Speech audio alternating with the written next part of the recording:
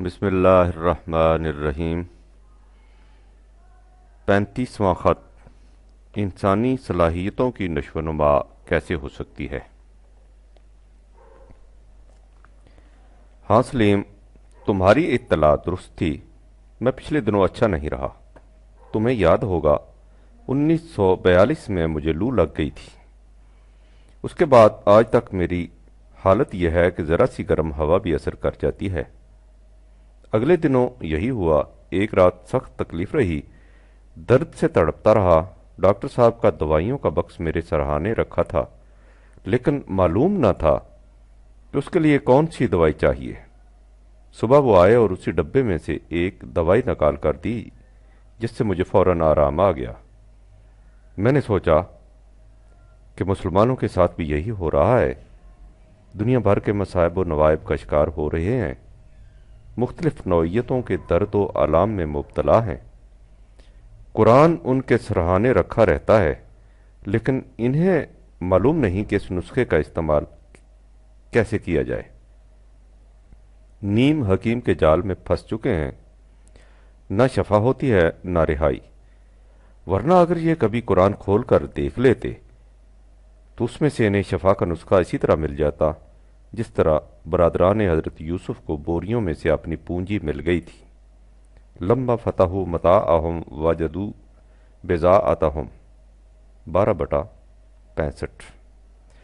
کیسی بدبختی ہے سلیم اس مریض کی جو تڑپ تڑپ کر جان دے دے، درا حالی کے دواؤں کا بکس اس کے سرہانے رکھا ہو۔ مجھے خوشی ہوئی کہ تم نے فطرت اللہ کا صحیح مفہوم سمجھ لیا، ورنہ وہ بات مشکل بھی تھی اور روش عامہ سے ہٹی ہوئی بھی۔ مجھے ڈر تھا کہ شاید اتنی جلدی تمہاری سمجھ میں نہ آ سکے۔ دیکھا تم نے سلیم، ایک بات کے واضح ہو جانے سے کتنی اور باتیں خود بخود صاف ہو جاتی ہیں۔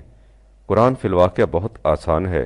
وَلَقَدْ يَسَّرْنَا الْقُرْآنَ لِلذِّكْرِ، بشرطے کہ اسے سلیقے سے سمجھا جائے، اور اگر اسے چیزتان بنا دیا جائے تو پھر اس میں ایسا الجھاؤ پیدا ہوتا ہے کہ ہمارے مکتبوں کے 18 علوم تو ایک طرف، دنیا بھر کے علوم زندگی کی گتھی کو سلجھا نہیں سکتے، لیکن یہ گتھیاں خود ہماری اپنی پیدا کردہ ہیں۔ ہماری حالت یہ ہے کہ خود ہی اندر سے کواڑ بند کر رکھا ہے اور خود ہی رو رہے ہیں کہ باہر کیسے نکلے۔ ہاتھ بڑھاؤ، کواڑ کھولو، باہر نکلنے کا راستہ خود بخود مل جائے گا۔ تم نے ٹھیک سمجھا ہے کہ خدا کا قانون تخلیق عالم آفاق میں کار فرما ہے، وہی انسانوں کی دنیا میں نافذ العمل ہے، اس فرق کے ساتھ کہ وہاں یہ قانون از خود کار فرما ہے اور یہاں انسان کو اختیار ہے کہ چاہے اس قانون کے مطابق زندگی بسر کرے اور چاہے کوئی دوسرا قانون اختیار کر لے۔ بلکہ یوں سمجھو کہ انسان کی زندگی کے دو حصے ہیں۔ ایک حصہ وہی ہے جو حیوانات سے متعلق ہے، یعنی انسان کی طبعی زندگی۔ اس میں بدیہی طور پر وہی قانون کار فرما ہے جو عام حیوانات میں جاری و ساری ہے۔ حیوانات ہی کی طرح اس کی زندگی کا دار و مدار بھی ہوا اور غذا پر ہے۔ سونا اور جاگنا بھی انہی کی طرح ہے۔ اس کے جسم کی مشینری بھی اسی طرح چلتی ہے۔ اسی قانون کے مطابق یہ زندہ رہتا ہے اور اسی کے مطابق مر جاتا ہے۔ لہذا جس قدر معاملات اس کی طبعی زندگی سے متعلق ہیں وہ اس کی انسانی زندگی نہیں بلکہ حیوانی زندگی کا حصہ ہے، لیکن اس نے اس حصہ زندگی میں بھی اپنے لیے اس قدر مصیبتیں پیدا کر لی ہیں کہ وہ مسائل جو حیوانات کی زندگی میں کوئی معنی نہیں رکھتے، اس کے لیے زندگی کی اہم ترین مشکلات پرابلمز بن گئے ہیں۔ جنگل کے جانوروں کو یہ سوچنے کی کبھی ضرورت نہیں پڑتی کہ آج کھائیں گے کیا اور رات کو رہیں گے کہاں۔ ہم بیمار پڑیں گے تو دوائی کون لا کر دے گا، اور مر گئے تو بچوں کی دیکھ بھال کون کرے گا۔ ان میں سے کسی کو اس کی فکر نہیں ستاتی، لیکن یہ حضرت اشرف المخلوقات ہیں کہ ان کی زندگی کی ساری تگ و تاز انہی گتھیوں کو سلجھانے میں صرف ہوتی ہے، اور اس پر بھی یہ سلجھنے میں نہیں آتی۔ ذرا غور کرو سلیم، آج ساری دنیا انہی خود پیدا کردہ مسائل کے حل کرنے میں مصروف ہے، اور مسائل ہیں کہ جس قدر حل کرو اور پیچیدہ ہوتے چلے جا رہے ہیں۔ کچھ لوگ ایسے ہیں جنہوں نے کسی حد تک کھانے پینے کے مسئلہ کا حل پا لیا ہے اور وہ اسے انسانیت کا منتہائی کمال اور زندگی کی معراج سمجھتے ہیں۔ اس میں شبہ نہیں کہ جو لوگ اتنا بھی نہیں کر پاتے ان کے مقابلے میں یہ لوگ اپنی کاوش پر بجا طور پر فخر کر سکتے ہیں۔ لیکن ذرا سوچو کہ کیا اس سے انسانیت کے مسائل حل ہو گئے؟ کیا انسانی زندگی کا مقصود یہی ہے؟ جیسا کہ اوپر لکھا جا چکا ہے، یہ مسائل انسانی زندگی کے اس حصہ سے متعلق ہیں جو انسان اور حیوان میں مشترک ہے، لہٰذا زیادہ سے زیادہ یہ کہو گے کہ اس سے حیوانی زندگی کے مسائل حل ہو گئے۔ انسانی زندگی کو تو اس نے ابھی تک چھوا تک بھی نہیں، وہ مقام اس سے آگے ہے۔ قرآن کا اعجاز یہ ہے کہ وہ انسانی زندگی کے معاشی پہلو، طبعی زندگی سے متعلق مسائل کا حل بھی پیش کرتا ہے اور اس کی انسانی زندگی کے نشو و نما اور ارتقاء و بالیدگی کا نظام بھی متشکل کرتا ہے۔ خدا کا قانون تخلیق، فطرت اللہ، ان تمام مسائل حیات کو محیط ہے۔ میں نے تمہیں پچھلے خط میں بتایا تھا کہ خدا کے قانون تخلیق کی ایک شک یہ ہے کہ ہر شے میں کچھ امکانی قوتیں ودیت کر کے رکھ دی گئی ہیں اور ان مضمر قوتوں کے نشو و نما کے بعد انہیں تکمیل تک پہنچانا ان اشیاء کا مقصود حیات ہے۔ اسے قانون ربوبیت کہا جاتا ہے۔ بڑھ کے ایک ننھے سے بیج کو دیکھو، اس میں کتنی عظیم القدر امکانی وسعتیں مضمر ہوتی ہیں۔ اس میں سے کونپل پھوٹتی ہے، کونپل پودا بنتی ہے، پودا بڑھ کر پیڑ بنتا ہے اور رفتہ رفتہ ایک تناور بڑھ کی شکل اختیار کر لیتا ہے۔ اس میں پھل لگتا ہے جس کے اندر بے شمار ویسے ہی ننھے ننھے بیج ہوتے ہیں۔ ان میں سے ہر بیج اسی قسم کا بڑھ بننے کی صلاحیت اپنے اندر رکھتا ہے۔ عالم آفاق میں یہ لامتناہی سلسلہ جاری و ساری ہے۔ بڑھ کے بیج کا بڑھ بن جانا اس کا مقصود حیات ہے، یہی اس کی صلاحیتوں کا پیمانہ ہے، اسی کو اس کی تقدیر کہتے ہیں۔ وہ اگر اس انتہا تک نہیں پہنچتا تو اپنے مقصد حیات میں ناکام رہ جاتا ہے۔ اس کی مضمر قوتیں تمام و کمال مشہود نہیں ہوتی،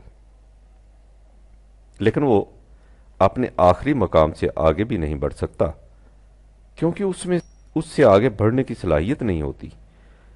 یہ آخری مقام اس کی منزل مقصود ہے، اس کی سعی و کاوش کا رخ اسی آخری مقام کی طرف ہوتا ہے، اس کی تمام تگ و تاز اسی نہج پر ہوتی ہے، وہ اسی کے لیے متشکل کیا گیا ہے۔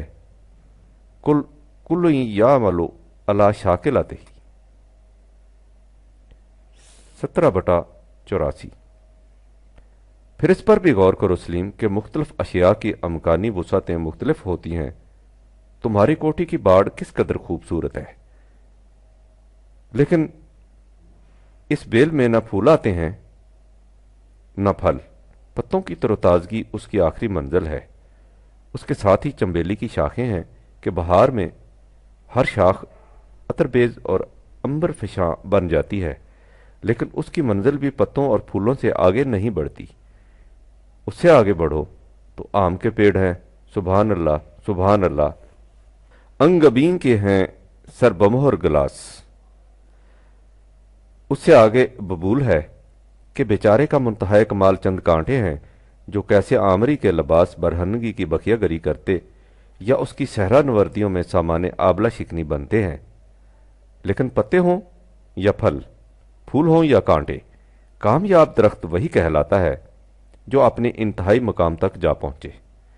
جو راستہ میں سوکھ جائے اسے کاٹ کر جلا دیا جاتا ہے، اس لیے کہ اس کی مضمر قوتیں بتمام و کمال نشو و نما نہیں پاتی، اس کی ممکنات زندگی تزکیہ یاب نہیں ہوتی، ان ڈیولپمنٹ رہ جاتی ہیں۔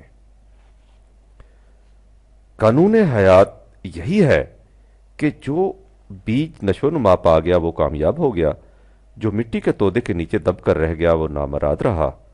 لہذا قانون تخلیق فطرت اللہ کی پہلی شک یہ ہے کہ ہر شے کی مضمر قوتیں اس کی آخری منزل تک نشو و نما پا کر مشہود ہو جائیں، چونکہ انسان کی خلقت بھی اسی قانون تخلیق کے مطابق ہوئی ہے۔ فطرت اللہ التی فطر الناس علیہا، اس لیے جس انسان کی مضمر صلاحیتیں بتمام و کمال نشو و نما پا گئیں وہ کامیاب ہو گیا، جس کی صلاحیتیں دب کر رہ گئیں وہ ناکام رہا۔ زندگی کی علامت ذوق نمو اور اس کا معراج اس کے جوہروں کی برومندی اور ثمر باری ہے۔ رشک صد فردوس ہے وہ معاشرہ جس میں یہ شادابیاں اور سرابیاں ہمیشہ قائم و دائم رہیں۔ تجری من تحت الانہار و خالدین فیہا ابدا، اور جہنم کی آگ ہے وہ ماحول جس میں یہ سرسبز شاخیں جل کر متحجر ہو جائیں۔ وقودھا الناس والحجارہ۔ اب سلیم ایک قدم آگے بڑھو اور دیکھو کہ ایک ننھا سا بیج کس طرح تناور درخت بن جاتا ہے۔ بیج کو میز پر رکھ چھوڑو، اس میں قیامت تک آثار نمو دکھائی نہیں دیں گے۔ اس کے لیے اسے مٹی میں ملانا ہوگا۔ مٹی میں نمی کا ہونا ضروری ہے، پھر سے حرارت بھی درکار ہے، اس کے بعد ہوا بھی۔ آب و خاک و بار و نار کے امتزاج سے بیج میں شگفتگی پیدا ہوتی ہے اور آہستہ آہستہ بڑھنا شروع ہو جاتا ہے۔ اس کے لیے یہ مختلف عناصر باہمی تعاون ہی نہیں پیدا کرتے بلکہ ان میں ائتلاف کی شکل پیدا ہو جاتی ہے، یعنی یہ تمام عناصر اپنے آپ کو بیج کے اندر جذب کر دیتے ہیں، اور جسے ہم کومپل کہتے ہیں وہ در حقیقت ان تمام عناصر کے امتزاج سے عبارت ہوتی ہے۔ ان عناصر کو الگ الگ رکھیے، کسی میں بالیدگی پیدا نہیں ہوگی۔ جب یہ اپنے آپ کو ایک دوسرے میں جذب کر دیں گے تو ہر ایک میں جوش نو ابھر آئے گا۔ جسے ہم پھل کہتے ہیں وہ تنہا بیج کی ارتقاء یافتہ صورت نہیں ہوتی۔ نامعلوم اس میں کس قدر مٹی کے نمک، پانی، ہوا اور حرارت کے مرکبات باہم دگر مدغم ہوتے ہیں۔ پھل گویا ان سب کی ارتقاء یافتہ شکل کا نام ہے جو سینکڑوں گردشوں کے بعد ظہور میں آتی ہے۔ لہذا قانون تخلیق فطرت اللہ کی دوسری شک یہ ہے کہ کوئی قوت انفرادی طور پر ارتقائی منازل طے کر کے نشو و نمار نہیں پا سکتی۔ اس کے لیے ضروری ہے کہ دوسری قوتیں بھی اپنے آپ کو اس کے اندر جذب کر دیں، اور اس طرح یہ تمام قوتیں ایک دوسرے میں سمو کر اپنی آخری منزل تک پہنچ جائیں۔ نشو و نما ڈیولپمنٹ کا راز ربط باہمی میں ہے۔ انسانی زندگی میں اس ربط باہمی کا نام اجتماعی نظام یا معاشرہ ہے۔ جس نظم کے تحت یہ اجتماعی نظام وجود میں آتا ہے قرآن کی اصطلاح میں اسے الدین کہا جاتا ہے۔ قانون تخلیق اس کی شک کے مطابق افراد انسانیہ انفرادی طور پر اپنی مضمر صلاحیتوں کو نشو و نما دے ہی نہیں سکتے۔ اس کے لیے ضروری ہے کہ مختلف افراد اپنی اپنی صلاحیتوں کو ایک کل میں سمو دیں۔ اللہ فبینا قلوبکم، اور اس عمل ائتلاف سے نشو و ارتقاء کی منازل طے کرتے چلے جائیں۔ اس کا نام امت یا ملت یا جماعت ہے۔ یہ کل ان افراد کی قوتوں میں سے اپنے لیے کچھ نہیں لیتا، اس کا دراصل وجود ہی نہیں ہوتا۔ جس طرح مشین پرزوں کے مجموعہ کے سوا کچھ نہیں ہوتی، لیکن مشین کی مجموعی قوت یا تخلیقی نتیجہ پرزوں کی مجموعی قوت سے زیادہ ہوتا ہے۔ کوئی نہیں کہہ سکتا کہ مشین میں قوت کی یہ زیادتی کہاں سے آ جاتی ہے، لیکن اس کے وجود سے کوئی انکار نہیں کر سکتا۔ یہ دراصل نتیجہ ہوتی ہے اس نظم آرڈر کا جس میں وہ پرزے رکھ دیے جاتے ہیں۔ ان پرزوں سے اس نظم کو الگ کر دیجئے، ان کی تمام قوت معدوم ہو جائے گی۔ وہ نظم جو افراد کے پرزوں کو جماعت کی مشین کی صورت میں متشکل کر دیتا ہے الدین کہلاتا ہے۔ دیندار وہ افراد ہیں جو نظم باہمی سے جماعت مشین کی صورت میں مربوط ہو جائیں اور اس طرح ان کی ہر حرکت ایک خاص نتیجہ پیدا کر دے۔ پرزوں کی اس ہم آہنگی ایک قانون کے تابع نقل و حرکت کو اسلام کہتے ہیں۔ جب چار چار گھوڑے اکٹھے چلیں اس طرح کہ ان کے قدم ایک ساتھ اٹھیں اور ایک ساتھ جھکیں تو اسے تسالم کہتے ہیں۔ اسی سے اسلام کے معنی سمجھ میں آ سکتے ہیں، یعنی ورکعوا مع الراکعین، جھکنے والوں کے ساتھ جھکنا۔ میں نے پرزوں اور مشین کی مثال محض سمجھانے کی خاطر دی ہے، ورنہ افراد کے نظم و ضبط باہمی کا تعلق پرزوں کے ربط و ترتیب سے مختلف اور بلند ہوتا ہے۔ پرزوں کا ربط زیادہ سے زیادہ تعاون کہلا سکتا ہے، لیکن مسلم افراد کا ربط باہمی الف بین قلوبکم یعنی اس طرح ایک دوسرے میں ضم ہو جانا جس طرح ایک بادل دوسرے بادل میں سمو جاتا ہے۔ تاکس نگوید بعد عظیمن دیگرم تو دیگری، قانون خداوندی سے ہم آہنگی اور یک نگہی کی یہ آخری منزل ہے جسے تقوی سے تعبیر کیا جاتا ہے۔ يا أيها الذين آمنوا اصبروا وصابروا ورابطوا واتقوا الله لعلكم تفلحون۔ فلاحت یعنی کھیتی کے بار آور ہونے، بیج کے درخت بن کر ثمر بار ہو جانے کے لیے اس قسم کا ارتباط و ائتلاف ناگزیر ہے۔ اس میں ہر فرد دوسرے افراد کی ربوبیت کا سامان بن کر خود اپنی نشو و نما کا ذریعہ بن جاتا ہے۔ جس طرح مٹی اور پانی، حرارت اور ہوا بیج کی ربوبیت کا ذریعہ بن کر درخت خود اپنی نشو و ارتقاء کا موجب بنتے ہیں، یہ ایک ایسا نظام ہے جس میں محسوس ہی نہیں ہونے پاتا کہ کون کس کی ربوبیت کا ذریعہ بن رہا ہے۔ تمام افراد اپنی اپنی مضمر صلاحیتوں کو ایک مشترک منظر کے حصول کے لیے روب عمل لاتے ہیں، اور اس کا نتیجہ یہ ہوتا ہے کہ ہر فرد کی صلاحیتیں نشو و نما پا کر خود بخود ڈیولپ ہوتی چلی جاتی ہیں۔ اس کا نام مسائی کا مشکور ہو جانا ہے، کانا سعیکم مشکورا۔ قانون تخلیق خداوندی فطرت اللہ کی یہ دوسری شق ہے۔ اس کے بغیر امکانی صلاحیتیں کبھی نشو و نما نہیں پا سکتی۔ اب ایک قدم اور آگے بڑھو۔ ہم نے دیکھا ہے کہ بیج کی نشو و نما کے لیے مختلف اور متضاد قوتوں کے باہمی امتزاج و ادغام کی ضرورت ہے۔ پانی اور حرارت، ہوا اور مٹی، سب کا باہمی امتزاج، لیکن اس کے ایک اور پہلو پر بھی غور کرو۔ آغوش خاک بیج کے لیے سامان زیست ہے، لیکن وہی مٹی اگر ذرا زیادہ مقدار میں بیج کے اوپر آ جائے تو اس سے بیج کا گلا گھٹ جاتا ہے اور وہ وہیں دب کر رہ جاتا ہے۔ پانی کومپل اور پودے کے لیے ذریعہ حیات ہے، لیکن اگر پانی ذرا بھی اپنی حد سے بڑھ جائے تو پودے کی کشتی حیات اس میں غرق ہو جاتی ہے۔ حرارت کے بغیر رگے طاق میں خون زندگی موجزن نہیں ہو سکتا، لیکن یہی حرارت اگر ایک قدم آگے بڑھ جائے تو ہری بھری کھیتیوں کو جلسا کر رکھ دیتی ہے۔ ہوا ہر پودے کے لیے نفس حیات ہے، لیکن اس ہوا کی تیزی اسے جڑ سے کھیڑ کر پھینک دیتی ہے۔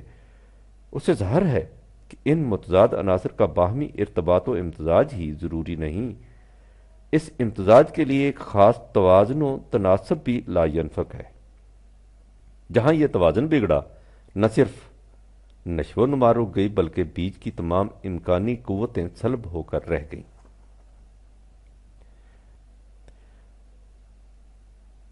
اعتدال اور تناسب کے ساتھ ہی ایک چیز موقع اور محل بھی ہے۔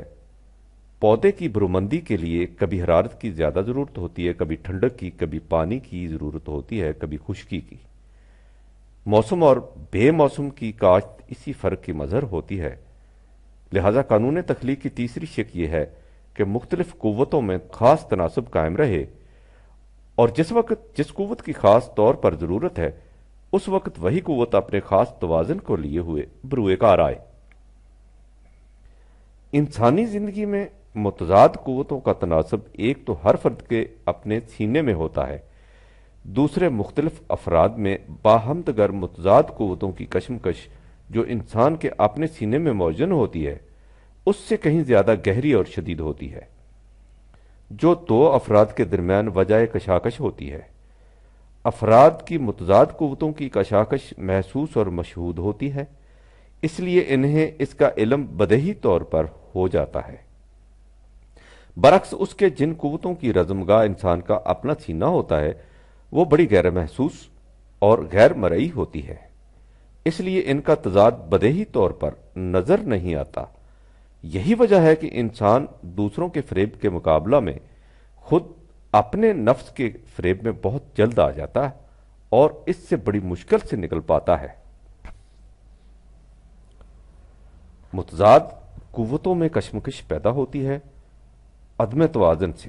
اگر ان میں توازن قائم رہے تو ان کی باہمی کشمکش ختم ہو جاتی ہے اور وہ باہمی امتزاج و ائتلاف سے وجہ بالیدگی نفس بن جاتی ہے، یعنی خود اپنے نشو و نما کا ذریعہ۔ اس توازن کو قائم رکھنے کا نام حسن عمل ہے۔ سلیم، تم جانتے ہو کہ حسن کسے کہتے ہیں؟ حسن صحیح تناسب کا نام ہے۔ کسی شے کے مختلف اجزاء میں جس قدر صحیح تناسب ہوگا وہ اتنی ہی حسین کہلائے گی، اور جب وہ تناسب اپنے انتہائی درجہ تک پہنچ جائے گا تو وہ شے جمالیاتی معراج تک جا پہنچے گی۔ تاج محل کا حسن کہ جسے دیکھ کر تم نے کہا تھا کہ جی چاہتا کہ اسے گلے سے لگا لوں اور خوب زور سے بھینچوں، اس کے تناسب کے سوا اور کیا ہے؟ اس میں تناسب اپنی انتہا تک پہنچ گیا ہے، جس کی وجہ سے اس کا حسن بے مثال ہو گیا ہے۔ دہلی کی جامع مسجد کہ جس کے متعلق حضرت علامہ نے کہا تھا کہ وہ تو بیگم ہے، اسی صحت تناسب سے حسن مجسم بن گئی ہے۔ یہی تناسب جب انسان کی مضمر قوتوں میں رونما ہوتا ہے تو اسے قرآن حسنات سے تعبیر کرتا ہے۔ اس کی ضد سیئات ہے، جس کے معنی تناسب کا بگاڑ ہے۔ جب ان قوتوں میں ٹھیک تناسب پیدا ہو جائے تو اس کا نتیجہ خیر کہلاتا ہے۔ جب توازن بگڑ جائے تو اسے شر سے تعبیر کیا جاتا ہے۔ انسانی قوتوں میں سے کوئی قوت نہ بجائے خیر ہے نہ شر۔ انسان کی امکانی قوتوں میں سے ہر قوت حصول مقصد حیات کے لیے ضروری ہے۔ اس لیے ان تمام قوتوں کی کامل نشو و نما لا ینفق۔ اس نشو و نما کے بعد جب ان قوتوں میں باہمی تناسب پیدا ہو جائے تو وہ وجہ ربوبیت بن جاتی ہے۔ اس کا نام خیر ہے۔ جب ان کا باہمی تناسب بگڑ جائے تو وہ باعث تخریب ہو جاتی ہیں، اسے شر کہا جاتا ہے۔ گویا ہر شے کی ایک شرری کیفیت ہوتی ہے اور ایک خیر کی حالت۔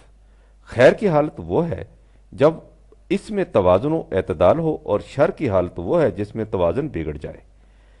ایک گلاس پانی باعث حیات ہے، یہ اس کی خیر کی کیفیت ہے، لیکن وہی پانی جب اپنے اعتدال سے بڑھ جائے اور انسان اس میں ڈوب کر مر جائے تو موجب ہلاکت ہو جاتا ہے۔ یہ پانی کی شرری کیفیت ہے، یعنی پانی اپنی ذات میں نہ خیر ہے نہ شر، اس میں دونوں پہلو موجود ہیں۔ یہی حالت کائنات کی ہر شے کی ہے۔ خدا کا قانون یہ سکھاتا ہے کہ ہمیشہ اشیاء کائنات کے خیر کے پہلو سے متمتع ہو اور شر کے پہلو سے مجتنب رہو۔ غور کرو سلیم، قل اعوذ برب الفلق من شر ما خلق 113/1، میں نے پناہ مانگی ہے من شر ما خلق، اشیاء کائنات کے شرری پہلو سے۔ کائنات اور انسان کی مختلف قوتوں میں صحیح تناسب قانون خداوندی کے مطابق پیدا ہوتا ہے۔ اس لیے جب بھی آفاقی اور انسانی قوتیں قانون خداوندی کے مطابق سرگرم عمل ہوں گی، ان کی خیر ہی کا پہلو مشہود ہوگا۔ بے یاد کل خیر۔ انسان کے صحیح اختیار کے معنی بھی یہی ہیں کہ وہ معاشرہ میں خیر کے پہلو کو سامنے لائے۔ جب افراد کے اندر مضمر قوتوں کی نشو و نما بطریق احسن ہوتی ہے اور ان میں صحیح تناسب بھی پیدا ہو جاتا ہے تو اس سے انسان کی اپنی ذات پر جو کیفیت مرتب ہوتی ہے اسے قرآن نے اطمینان قلب سے تعبیر کیا ہے۔ اطمینان کسی منفی کیفیت، نیگیٹو کنڈیشن کا نام نہیں، یہ ایک ایجابی صفت ہے۔ مثلا جس انسان کی تندرستی ٹھیک ہو اور اسے کسی قسم کا فکر بھی دامنگیر نہ ہو، اس میں ایک عجیب قسم کے بھاری بھرکم ثقافت اور متانت کی کیفیت پیدا ہو جاتی ہے۔ اس کیفیت کو الفاظ میں بیان نہیں کیا جا سکتا۔ جسے یہ نصیب ہوتی ہے وہ اس کے سرور سے کیف اندوز ہوتا ہے، اور دوسرے لوگ صرف اس کے مظاہر سے اس کا اندازہ لگا سکتے ہیں۔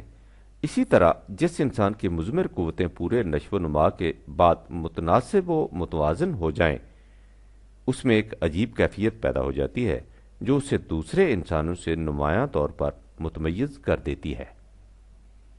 اسی کو قرآن مومن کا امتیازی نشان قرار دیتا ہے، لیکن اس حقیقت کو ایک مرتبہ پھر سمجھ لو کہ یہ کیفیت انفرادی طور پر پیدا نہیں ہو سکتی۔ جیسا کہ پہلے کہا جا چکا ہے، انسانی مضمر قوتوں کی نشو و نما انفرادی طور پر ناممکن ہے، اس کے لیے اسے اجتماعی نظام کی ضرورت ہے۔ جس اطمینان قلب کو کسی انفرادی عمل کا نتیجہ بتایا جائے وہ خواب آور افسوں ہوتا ہے، اور تصوف میں یہی کچھ ہوتا ہے۔ دوسرے یہ کہ جن افراد میں اطمینان قلب کی یہ کیفیت پیدا ہو جاتی ہے وہ اس کیفیت سے خود ہی لذت اندوز نہیں ہوتے رہتے۔ اس کیفیت کے معنی یہ ہیں کہ وہ افراد معاشرہ کا جزو بن کر اس کیفیت کو پورے معاشرہ میں مشہود کر دیں۔ بالفاظ دیگر، قرآنی اطمینان قلب کی کیفیت پیدا بھی معاشرے کے اندر ہوتی ہے اور معاشرہ ہی اس سے متمتع بھی ہوتا ہے۔ جس طرح ایک فرد کی زندگی مضمر قوتوں میں ٹھیک ٹھیک تناسب ناگزیر ہے، اسی طرح معاشرہ اجتماعی زندگی میں مختلف قوتوں میں تناسب بھی نہایت ضروری ہے۔ جب کسی معاشرہ میں یہ تناسب قائم ہو جاتا ہے تو اسے اصلاح کی حالت کہتے ہیں۔ جب یہ تناسب بگڑ جاتا ہے تو اسے حالت فساد سے تعبیر کرتے ہیں۔ اصلاح کے معنی ہمواری اور فساد کے معنی ناہمواری۔ مصلحین معاشرہ کے ان افراد کا نام ہے جن کی صلاحیتوں میں اس قسم کا تناسب و توازن قائم رہتا ہے۔ مفسدین انہیں کہتے ہیں جن میں یہ توازن موجود نہیں ہوتا۔ اصلاح کا نتیجہ اجتماعی ربوبیت ہے، یعنی اس معاشرہ میں تمام افراد معاشرہ کی مضمر صلاحیتوں کی نشو و نما کا سامان موجود ہوتا ہے۔ اس قسم کا معاشرہ خود ہی اس نشو و نما کا ذریعہ بن جاتا ہے۔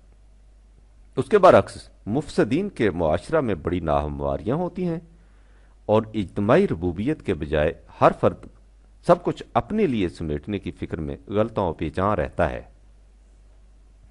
دوسری چیز موقع اور محل کا سوال ہے، یعنی ان قوتوں کی نشو و نما کے بعد اس چیز کا فیصلہ کہ کس موقع پر کس قسم کی قوت کا روح بعمل آنا ضروری ہے۔ قرآن اس قسم کی قوت تمیز کو بصیرت سے تعبیر کرتا ہے، اسی لیے وہ مردان مومن کے متعلق کہتا ہے کہ وہ اول الایدی والابصار صاحبان قوت و بصیرت ہوتے ہیں۔ یہ بصیرت قرآن میں غور و فکر سے پیدا ہوتی ہے۔ اب سلیم ایک قدم آگے بڑھو، لیکن جتنا کچھ اس وقت کہا گیا ہے پہلے اسے اچھی طرح سے ذہن نشین کر لو، پھر بات آگے چلے گی۔ کہیں ایسا نہ ہو کہ میں کہتا چلا جاؤں اور تم بابا فتح خان کی طرح سوتے ہی میں ہوں کرتے رہو۔ تم بابا فتح خان پر تو ہنسا کرتے تھے، لیکن اگر غور کرو تو دنیا میں اکثریت فتح خانوں ہی کی پاؤ گے۔ سو رہے ہیں اور ہوں کر رہے ہیں، بات سمجھنے والے بہت کم دکھائی دیں گے، اور پھر جب تم بات بھی ایسی چھیڑ دو جو دنیا جہان سے نرالی ہو تو اس پر کان دھرنے والے کتنے مل سکیں گے۔ ایک وہ تھے جو کہتے تھے کہ بڑے شوق سے سن رہا تھا زمانہ، ہم ہی سو گئے داستاں کہتے کہتے، اور ایک ہم ہیں کہ کہانی کہہ رہے ہیں اور اول تو اسے سننے والے ہی نہیں ملتے، اور جو سن کر ہنکارا بھر رہے ہیں ان کے متعلق بھی شبہ ہے کہ نہ معلوم جاگ رہے ہیں یا سوتے ہی میں ہوں کیے جا رہے ہیں۔ بہرحال تمہارا تقاضا ہوتا ہے تو میں کہانی شروع کر دیتا ہوں۔ اب سننا نہ سننا تمہارا کام ہے۔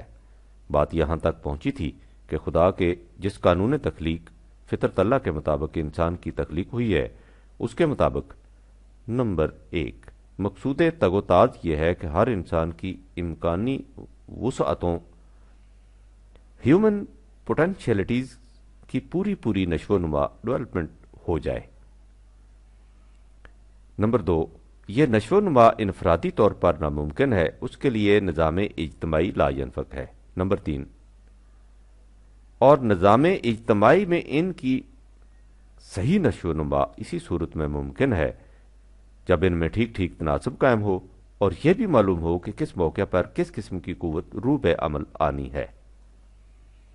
اب آگے بڑھو۔ عالم آفاق باہر کی دنیا میں خدا کا قانون اس طرح کار فرما ہے کہ کائنات کی متضاد قوتوں میں کبھی تصادم واقع نہیں ہوتا، ان میں ٹھیک ٹھیک تناسب بھی قائم رہتا ہے، اور جہاں جس قوت کی ضرورت ہوتی ہے اور جتنی ضرورت ہوتی ہے وہاں وہ قوت اتنی ہی مقدار میں بروئے کار آ جاتی ہے۔ کلن لاہو کانتون کے یہی معنی ہے۔ لیکن انسان کی دنیا میں یہ قانون اس طرح نافذ العمل نہیں۔ انسان کو آزادی حاصل ہے، اسے صاحب اختیار و ارادہ بنایا گیا ہے، اس لیے اس نے صحیح اور غلط راستے کو اپنے فیصلے سے اختیار کرنا ہے۔ اس باب میں انسان نے اپنے جذبات کی روح سے کیا فیصلہ کیا، یہ داستان دل خراش بھی ہے اور تبسم خیز بھی۔ اس نے یہ سمجھ لیا کہ انسان کے اندر بعض قوتیں شر کا موجب ہیں، اس لیے ان کا علاج یہ ہے کہ انہیں دبا دیا جائے۔ اگر تم غور کرو تو یہ حقیقت تمہارے سامنے آ جائے گی کہ انسان کی ساری تاریخ اسی لفظ دبانے ہی کی تفصیل ہے۔ انفرادی دنیا میں یہ دبانا رہبانیت کی شکل میں ظاہر ہوا۔ رہبانیت کیا ہے؟ ان قوتوں کے دبانے اور دبا دبا کر بلاخر انہیں بزے میں خواہش فنا کر دینے کا فلسفہ اور عمل۔ لیکن یہ انسان کی بھول تھی۔ انسان کے اندر نہ تو کوئی ایسی قوت ہے جو بجائے خواہش شر ہے، اور نہ انسانی قوتیں دبانے سے فنا ہوتی ہیں۔ انہیں ایک طرف سے دبائیے تو نہ معلوم کتنے غیر معلوم چور دروازوں کے راستے باہر نکلنے کی کوشش کرتی ہیں۔ لہذا رہبانیت جو آگے چل کر خانقاہیت اور تصوف کے نام سے چور دروازوں سے مسلمانوں میں گھس آئی، انسان کی غلط نگاہی کے سوا کچھ نہیں۔ یہ تو تھا انسان کی انفرادی زندگی کے متعلق، اس کی اجتماعی زندگی میں یہی دبانے کا عمل استبداد ملوکیت کی شکل میں ظہور پذیر ہوا۔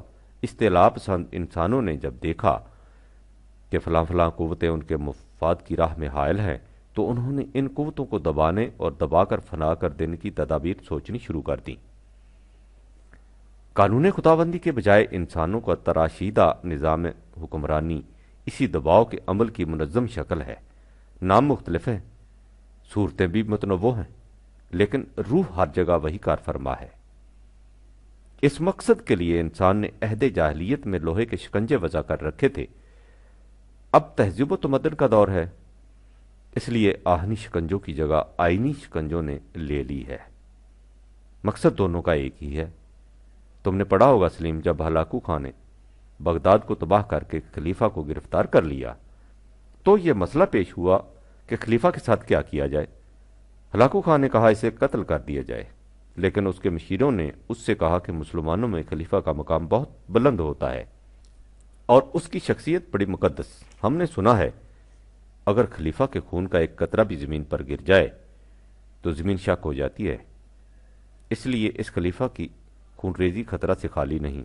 اس پر ہلاکو متردد ہوا کہ اس مسئلہ کا کیا حل ہو۔ چنانچہ حل یہ سوچا گیا کہ خلیفہ کو بڑے بڑے نمدوں میں لپیٹ کر کچل دیا جائے تاکہ اس کے مقدس خون کا کوئی قطرہ زمین پر گرنے نہ پائے۔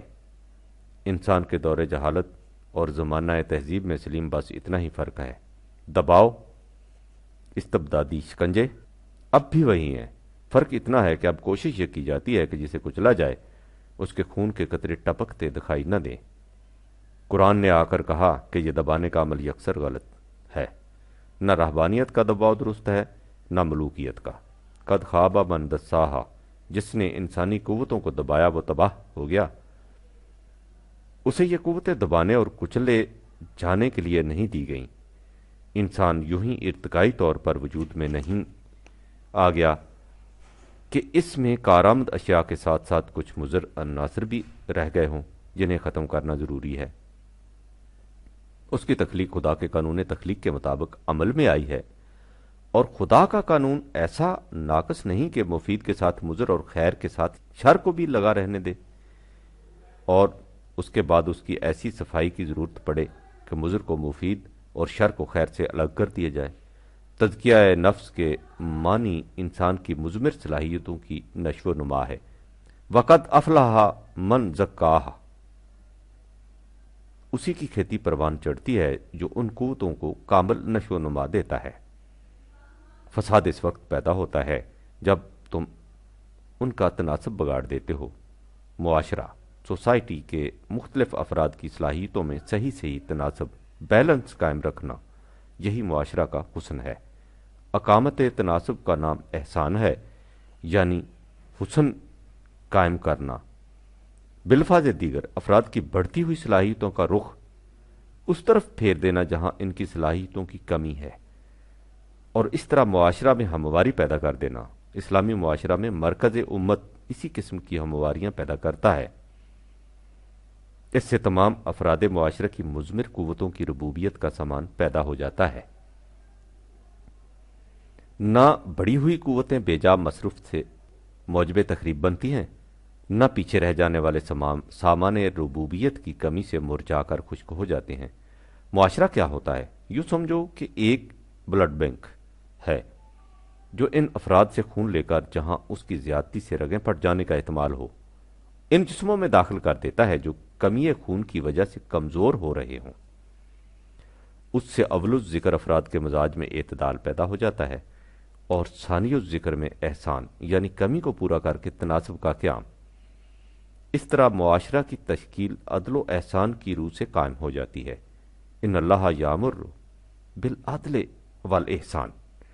اب سوال یہ پیدا ہوتا ہے کہ انسان کو کیسے معلوم ہو کہ اس کے اندر کون کون سی قوتیں مضمر ہیں جن کا تزکیہ، نشو و نما ضروری ہے۔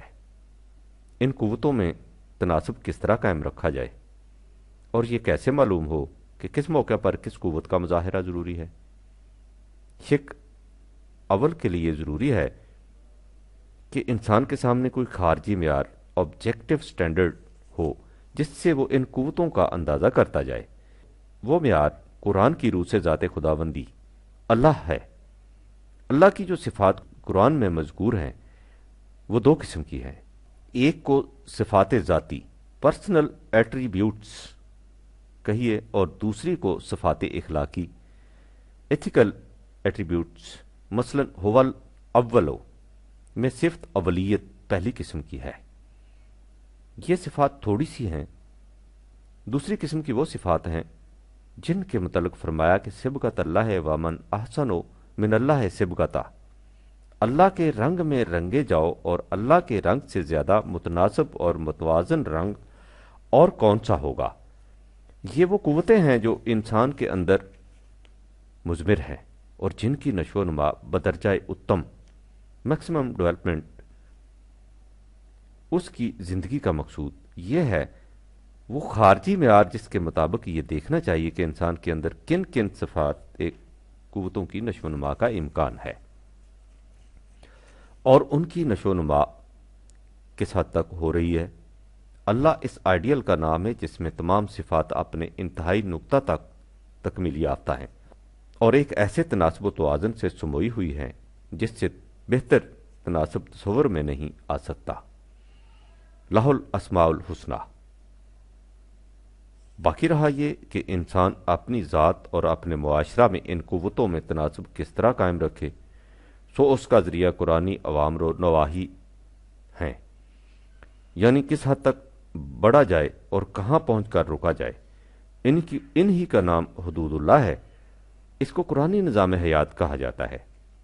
اس کے بعد یہ سوال سامنے آئے گا کہ کس مقام پر کون سی صفت، قوت، روح بعمل آنی ہے۔ سو اس کے لیے قرآن کے ان مقامات پر غور کرنا ضروری ہے جن میں امم سابقہ اور انبیاء گزشتہ کے احوال و قوائف مذکور ہیں۔ ان سے یہ حقیقت سامنے آ جائے گی کہ کس موقع پر خدا کی کون سی صفت ظہور میں آتی ہے۔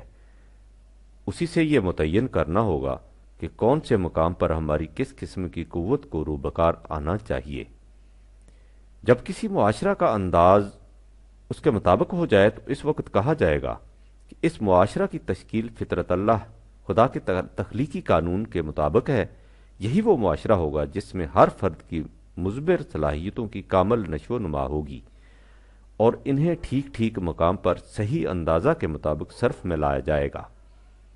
جب انسانی معاشرہ ان خطوط پر متشکل ہوگا تو اس کا فطری نتیجہ یعنی قانون تخلیق کے مطابق یہ ہوگا کہ وا اشرا کا تل ارض و بنور ربہا، زمین اپنے نشو و نما دینے والے کے نور سے جگمگا اٹھے گی، اور یہی وہ نور ہوگا جس کی روشنی میں انسانیت اپنے بلند مقامات کی طرف رواں دواں چل پڑے گی۔ لہذا سلیم، سب سے پہلے اللہ کے اسماء حسنہ کا قرآنی مفہوم سمجھنا ضروری ہے، اس لیے کہ قرآنی تعلیم کی بنیاد یہی ہے۔ اسی لیے قرآن نے اللہ پر ایمان لانے پر اس قدر زور دیا ہے۔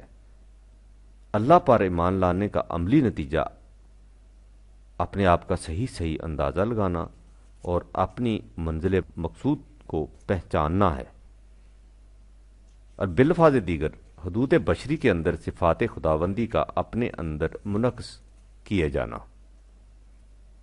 امید ہے سلیم، ان تصریحات سے فطرت اللہ کے متعلق اور گوشے بھی نکھر کر تمہارے سامنے آ گئے ہوں گے، اور اب اس عنوان پر تمہیں کچھ اور پوچھنے کی ضرورت نہیں رہی ہوگی۔ وسلام، پرویز، اگست 1951۔